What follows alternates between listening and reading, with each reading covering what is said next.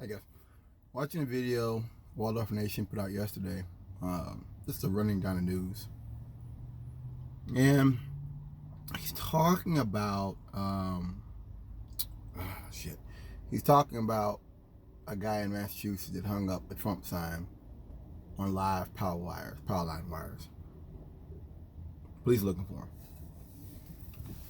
and I'm just thinking to myself about, once again, what if Obama supporters had done this? If Obama had told Chris Christie after Hurricane Sandy, fuck you, you're a Republican, I ain't gonna work with you. Fuck your people.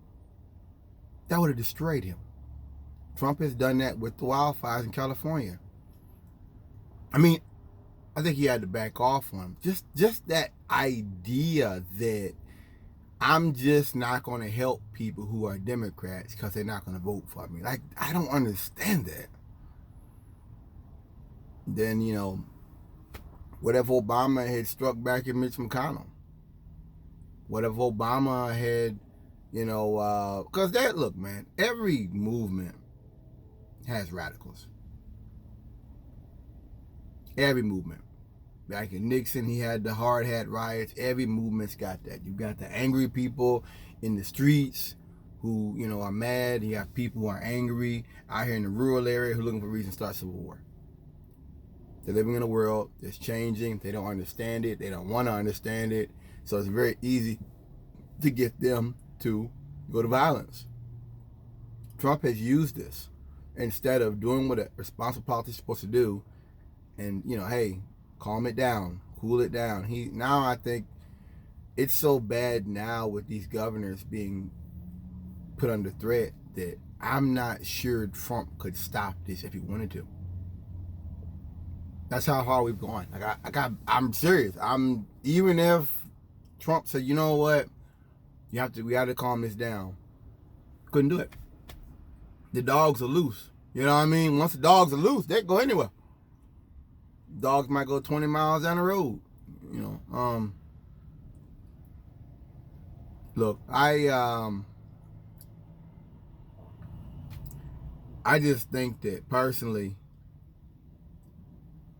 Trump's power is psychopathic. That's where I'm going with this.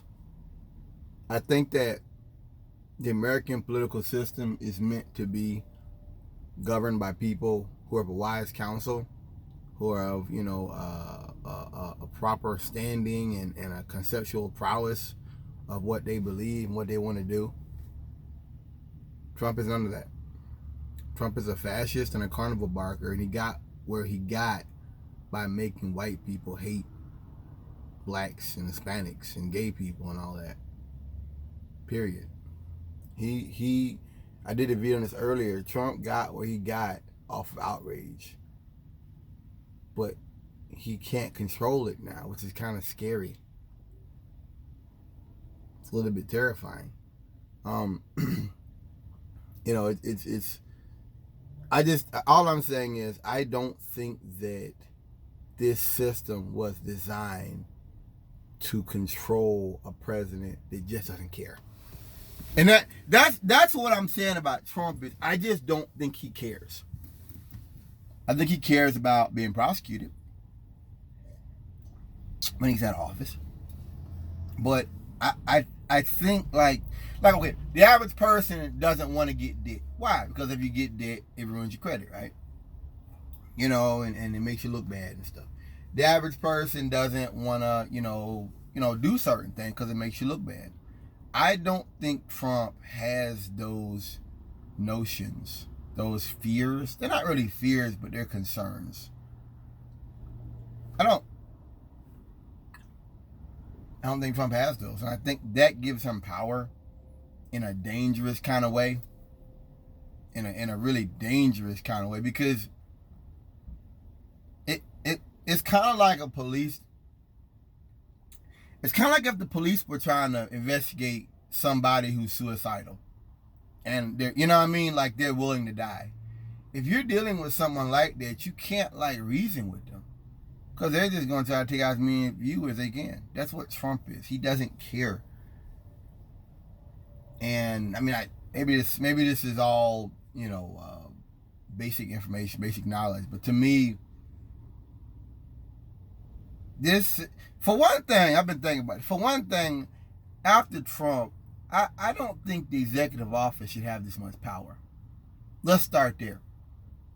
I do not believe, and maybe this can be solved through some kind of rulemaking, like what they did with Trump and Iran, where he can't. Maybe that could be done. I don't know what it is, but the executive office should not have as much fucking power as Trump had. And I look at this stuff and I'm like, damn, the president can do that?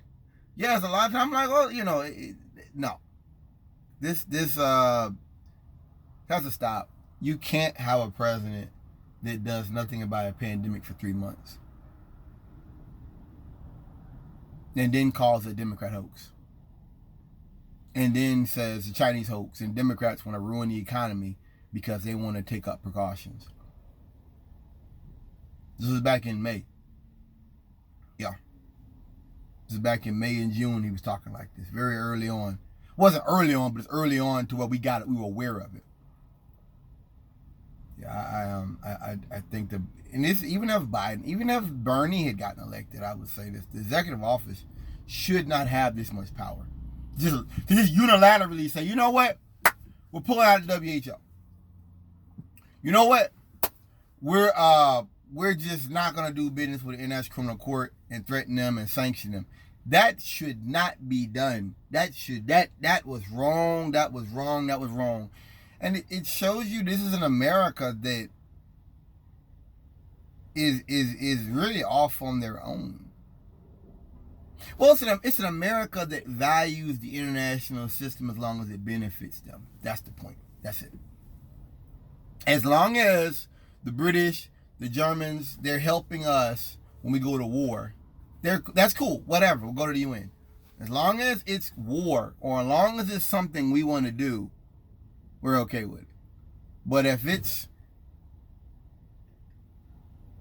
the United Criminal Court wanting to investigate American war crimes, we're gonna personally attack them. I think that's wrong. I think it's really wrong, and it's really immoral, really wrong. And I think other presidents in the past knew that you had to at least pretend. I'm not gonna sit here and say that America was ever held accountable by global international forces, because that'd be a lie. I'm not going to say that. That'd be a straight up lie. Whether it be first George Bush and son, it was all bullshit. But I think political people, they knew that you have to pretend like you respect. You know what I mean? You got to give to get. There's got to be give and get. There's got to be, there's got to be respect. We got to sit down at the table. Trump doesn't do that. And Trump's like, I'm going to just destroy every and all world agreement if I didn't sign it. That, to me, that's immoral. I have no other way to put it. That is extremely immoral. Obama did his little speech, and he talked about how we left them a pandemic playbook. He talked about how, they didn't read it, and this and that and the other, and, they probably threw it away or something. Basically telling you, Trump can talk this shit about the pandemic and Democrats and stuff if he want to. But guys, it didn't have to happen. It didn't have to get this bad. And somebody, I hope, lays down a timeline of the failure of the American government to properly respond. And not only to properly respond, but they were actually taking equipment from local communities, fire departments. I was reading about this. And they would take it and they would just steal it all in. They would have an auction. And a lot of that shit was auctioned back out of the country. That's sick, man. That's really sick. That is really, really, really deeply sick stuff, and you can't reason with that. You can't reason with that. Once again, the executive office executive, should not have this much power. Because otherwise, like, it's gonna happen again. We've like this. I realize, like, I'm living in idiocracy, basically. I'm living in a world of idiocracy every day. I'm living on a set of idiocracy.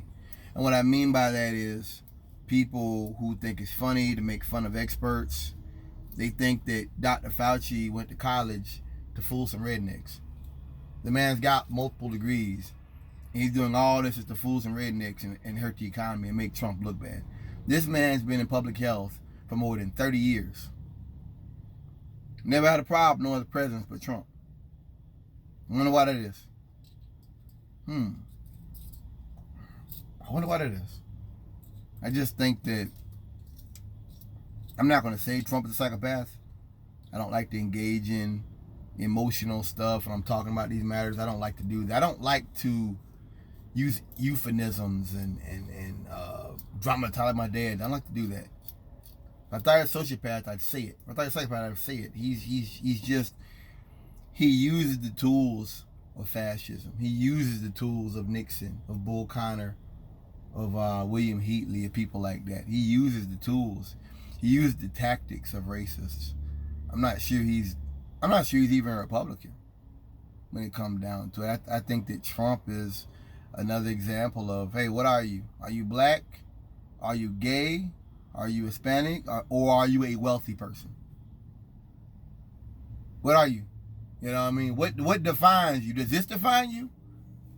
Or does what's in your wallet, what's in your bank account define you? And that's what Trump is. Trump will...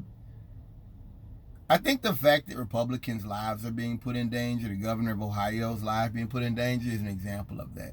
That Trump is not a... Like, for me, for Michael Brooks, I have a conceptual idea of what I want, of a better world.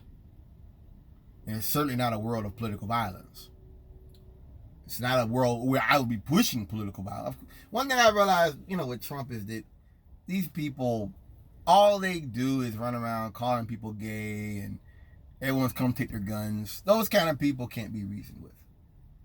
They can't. But what I have realized is this.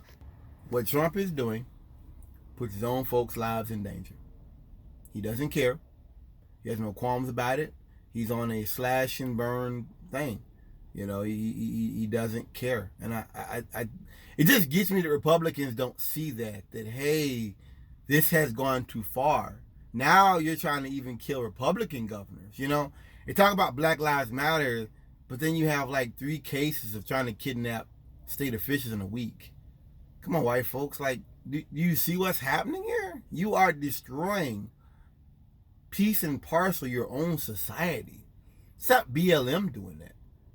That's white supremacist groups in your backyard doing that.